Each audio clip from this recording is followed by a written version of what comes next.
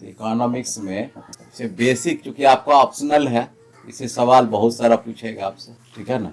ठीक है ना। तो पहला सवाल जैसे पूछता है कि ठीक है, अर्थशास्त्र की विषय वस्तु क्या है, ठीक है, यानी what is subject matter of economics, यानी क्या अध्ययन करते हैं इसमें, क्या आखिर क्या है, इसकी विषय वस्तु में क्या है, ठीक है। तो सवाल बड़ा सिंपल है, लेकिन मैक्सिमम बच्चे फंस जाते हैं इसमें, है ना। मैक्सिमम इसके पास जवाब ही नहीं होता है, कोई कुछ बताते हैं, ठीक है। तो हम लोग जो विषय वस्तु की जब बात करते हैं तो विषय वस्तु में क्या आता है, विषय वस्तु में आता है कि चूंकि अर्थशास्त्र जो है, इसके फादर कौन थे, एडम स्मिथ थे, के फादर थे, अर्थशास्त्र के फादर यानी पिता एडम स्मिथ को कहा जाता है। करते हैं तो उसे कहते हैं धन का, लेकिन ये क्लासिकल परिभाषा है, यहाँ तो केवल धन की बात आती है, लेकिन कहता है कि अर्थशास्त्र की विषय वस्तु की, इसका सब्जेक्ट क्या है। तो चूंकि आप जानते हैं कि हम लोग जब अर्थशास्त्र में अध्ययन करते हैं तो दो चीज का अध्ययन करते हैं। एक अध्ययन करते हैं आर्थिक क्रिया का, आर्थिक क्रियाएं, और दूसरा है अनार्थिक क्रिया, ठीक है। अर्थात वह क्रिया जिससे धन की प्राप्ति होती है, धन की प्राप्ति होती है, और वह क्रिया जिसमें धन की प्राप्ति नहीं होती है, ठीक है।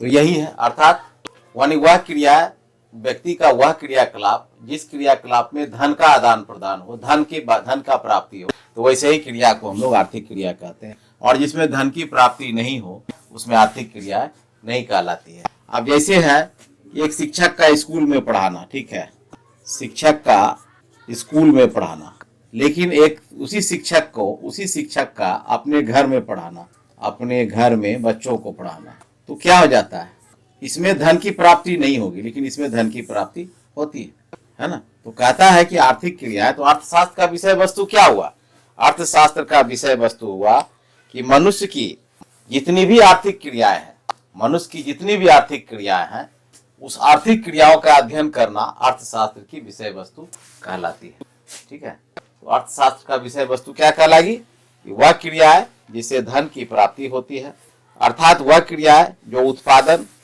है ना, या उपयोगिता का सृजन करता हो। तो वैसी क्रियाएं ही हम अर्थशास्त्र के अंतर्गत में अध्ययन करते हैं, और वही कहलाता है अर्थशास्त्र का विषय वस्तु कहलाता है, ठीक है ना।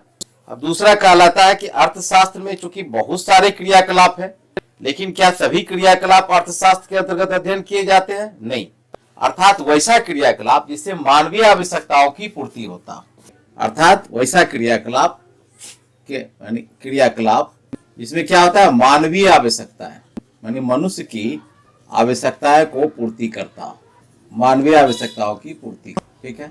अर्थात मनुष्य की आवश्यकताएं कौन कौन सा है, एक कितनी आवश्यकता है, एक है परमावश्यक यानी अनिवार्य आवश्यकता है, और दूसरा है आराम संबंधी आवश्यकता है, और तीसरा है विलासिता संबंधी आवश्यकता, ठीक है। ये मनुष्य की तीन आवश्यकता है।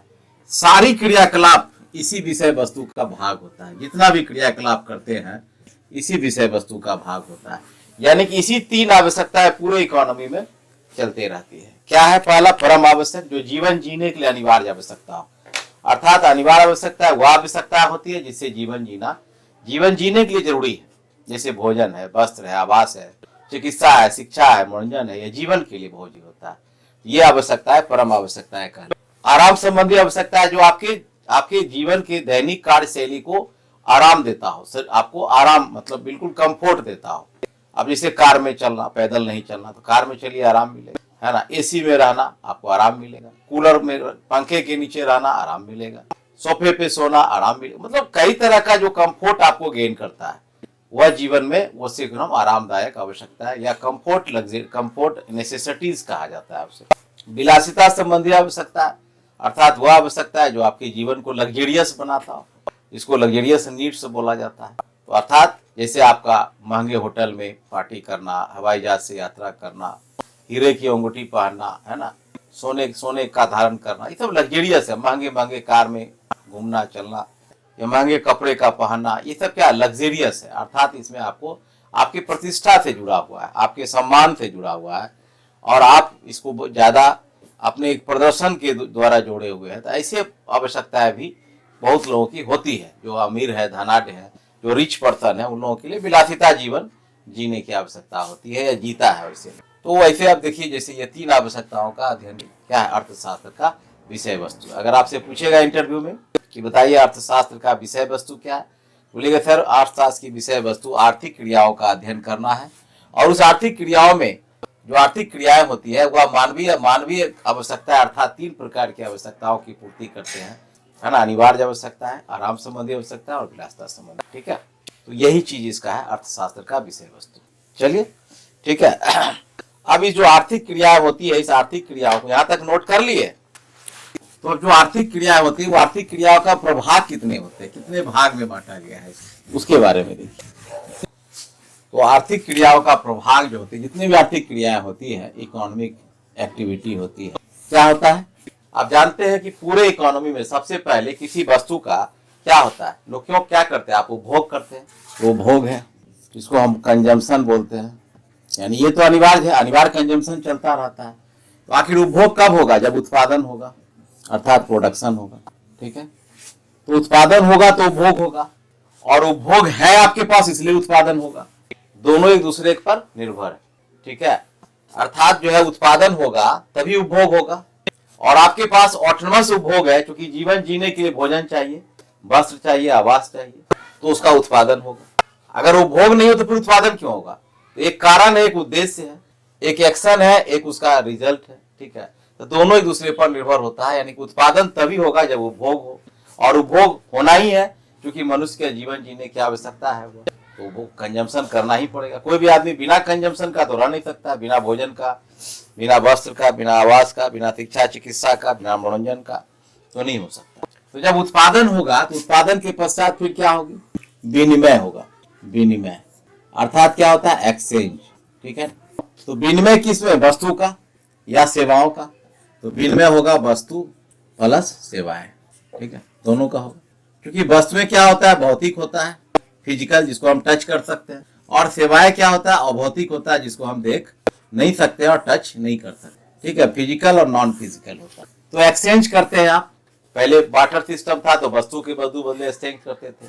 आज जो विनिमय करते हैं किसी भी वस्तु के उत्पादन के पश्चात जो विनिमय करते हैं उपभोग के लिए, तो वो क्या चीज के माध्यम से करते हैं हम लोग, मुद्रा के माध्यम से। अर्थात ये वस्तु और सेवाएं जो आप खरीदते हैं, ये दोनों के बीच में क्या है, मुद्रा है, मुद्राएं।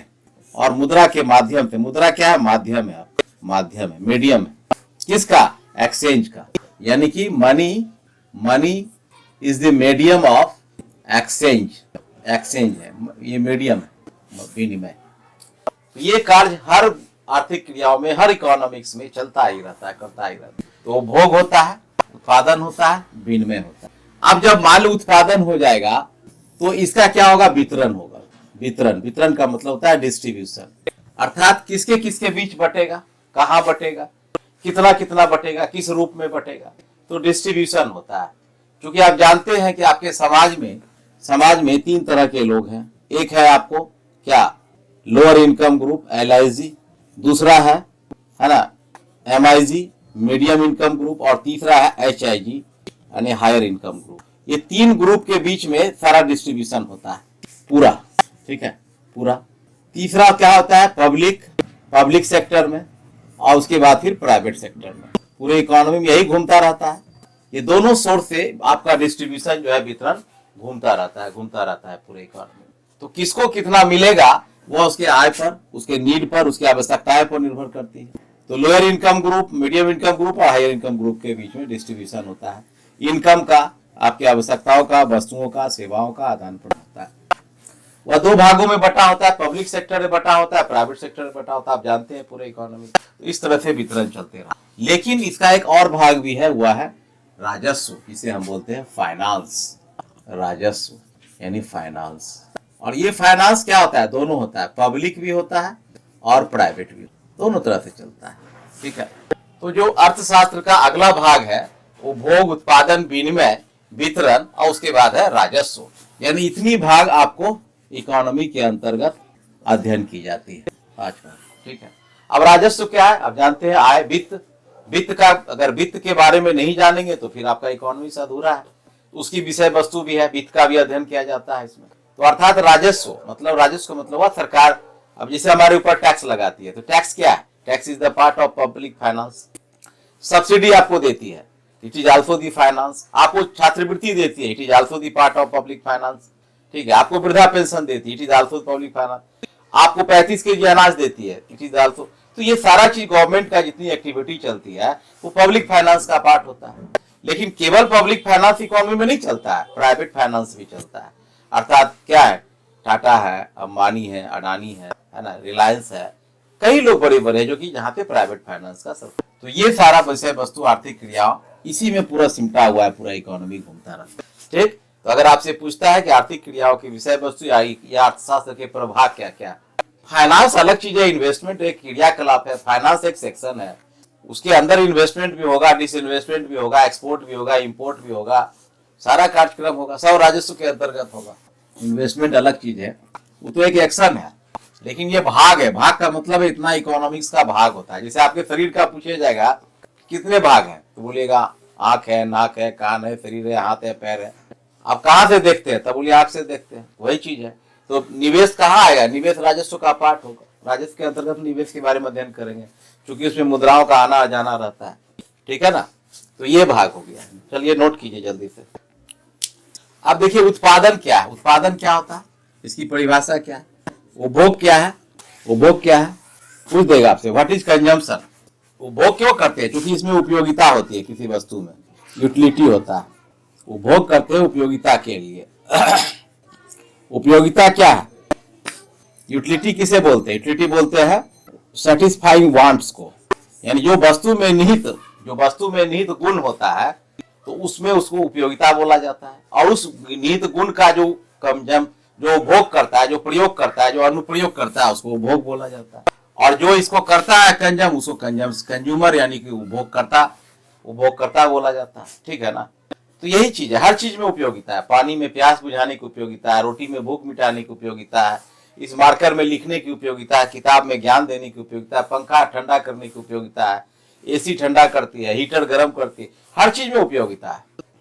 तो उसका जो भी उपभोग करता है वह कंजम्पशन। तो सेटिस्फाइंग वांट्स को, वांट्स जिसमें उपलब्ध हो, that is the utility consumption कहता है। ठीक है, उत्पादन क्या है, उत्पादन इसी से बना है, क्रिएशन ऑफ, तेजी से बता रहे हैं, पढ़ाने लेंगे तो एक दिन इसी में निकल जाएगा, लेकिन तेजी से चूंकि हाईलाइट समझ लीजिए आप, क्रिएशन ऑफ यूटिलिटी, उसको उत्पादन बोला जाता है। अब खेतों में गेहूं पैदा करना उत्पादन नहीं है, वो तो उपज है वो।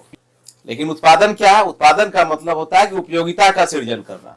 अर्थात आप किसी चीज को बनाए, आप पुस्तक बनाए, आप शर्ट बनाए, तो कपड़े यूं पड़े हुए थे, आप उसको शर्ट के रूप में परिणत कर दी तो शर्ट की उपयोगिता बढ़ गई। जूते बनाना, चमड़े इधर उधर पड़े हुए थे, चमड़े को एक जूते का शेप दे दिए तो जूते की उपयोगिता आ गई, उसमें जूता बन गया और लोग उसको उपयोग कर रहे हैं। ठीक है ना, इस तरह से आपका सारा चीज की उपयोगिता अलग अलग निहित होती है। तो इसमें होता है कि वस्तु सृजन करना, यूटिलिटी का सृजन करना। अब एक व्यक्ति है यूं पढ़ा हुआ, उसको स्किल करके टीचर बना दिया, अब टीचर बन गया तो बच्चे को पढ़ाने की उपयोगिता आ गई उसमें। ठीक है, एक लड़का यूं ही पढ़ रहा है, उसको बीटेक कर लिया, इंजीनियर बन गया, उसमें सेवा की उपयोगिता आ गई। तो उसमें सृजन होता है, रचना होती है। तो दैट इज द प्रोडक्शन कहलाता है, क्रिएशन ऑफ यूटिलिटी। देखिए यहीं पर अंतर है, पूछ देगा आपसे कि उपभोग और उत्पादन में क्या अंतर है। उपभोग लिखते भी जाइए, उत्पादन में क्या अंतर, ये क्वेश्चन ही सब आ रहा है, वैसे ही पूछेगा, वहां मुंह बांध दीजिएगा, उपभोग और उत्पादन में क्या अंतर है। देखिए यहाँ पर क्या है, खूब बढ़िया समझ लीजिए वहां आराम। उपभोग जो है, उपभोग क्या है, देखिए जब आप किसी वस्तु में जो उपयोगिता है उसका कंजम्पशन करते हैं तो आप क्या करते हैं, आपकी उसका डिस्ट्रक्शन करते हैं, उसका डिस्ट्रक्शन ऑफ यूटिलिटी। और उत्पादन जो है यह क्रिएशन ऑफ यूटिलिटी, दोनों में अंतर है। देखिए समझ लीजिएगा, यूटिलिटी उपभोग का मतलब जैसे आपको रोटी है, रोटी आपको बना उना के दे दिया गया रोटी के शक्ल में, तो आप खा के रोटी को बर्बाद कर दिए, तोड़ दिए, उसको खा के अंदर खा लिए, तो उसमें जो उपयोगिता थी क्या हुआ, निहित था, क्या भूख मिटाना, आप खा के भूख मिटा ली। तो डिस्ट्रक्शन ऑफ यूटिलिटी कहता है, यानी कि उसमें जो गुण है उसको आप खत्म कर दिए। अब शर्ट है तो शर्ट दे दिया आपको बना के, अब शर्ट को पहन के फाड़ दिए, तो यूज कर लिया आप। तो इसका मतलब क्या हुआ कि उसकी जो उपयोगिता थी वो अब हमको मार्कर मिला, इसको हम लिख के इसका इंक इसको खत्म कर दिए, इसकी यूटिलिटी हम डिस्ट्रक्ट करते हैं। तो दैट इज द कंजम्पशन, वह उपभोग कहलाता है। लेकिन उत्पादन क्या है, क्रिएशन ऑफ द यूटिलिटी, वहां पर उपयोगिता का सृजन होती है वहां। अब जंगल में लकड़ी यूं पड़ा हुआ, कोई नहीं देख रहा, लेकिन एक कारपेंटर लकड़ी को लाता है और वह उसको मेज बनाता है, पलंग बनाता है, कुर्सी बनाता है और आपको दे देता है कि लीजिए इसमें बैठिए, इसमें सोइए, तो उसकी उपयोगिता बढ़ जाती है, वो क्रिएशन कर देता है, ठीक है ना, वो क्रिएशन करता है, क्रिएशन करने की that is the production whenever the creation is formed and whenever the destruction of the utility that is called the consumption। और उस कुर्सी को आप ला के उस पे सोते हैं, बैठते हैं, तोड़ देते हैं, यूटिलिटी उसका डिस्ट्रक्शन कर, तो ये सारा चीज इसमें डिफरेंस थोड़ा थोड़ा का अंतर आता है। चलिए यहां तक लिख लिए,